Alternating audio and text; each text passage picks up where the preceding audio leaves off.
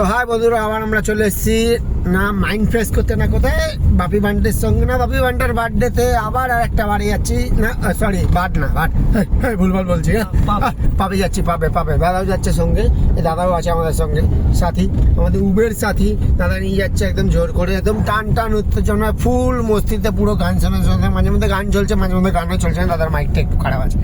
তো কোনো চাপ নেই, আমরা চলে এসেছি না এখন ধর্মতলা মোড়ে, না এই সবাই দেখতে পারে ধর্মতলা মোড়, না এখানে কেসি দাসের এই জুতোর দোকান, না খাবার দোকান, এটা কেসি দাসের জুতোর দোকান বলে, কেসি দাসের এটা খাবার দোকান। আমরা ওখানেই উপস্থিত আছি, সঙ্গে আছে কে, না বাপি বান, না মাইন্ড ফ্রেশ, না বাপি কি, আমরা যেখানে যাচ্ছি সেখানে কি হবে, না মাইন্ড ফ্রেশ।